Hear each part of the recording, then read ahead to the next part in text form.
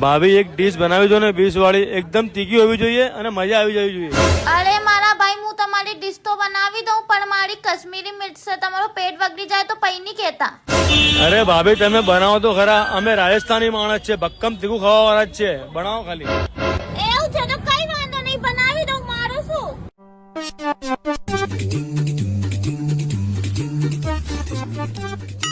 અરે ભાભી તમે કેમ ટેન્શન લો છો, નાખો ખાલી તમે.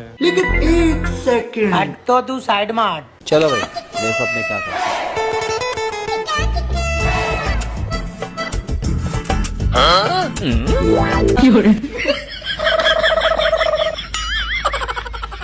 અરે જોજો એનો મોડો તો જો.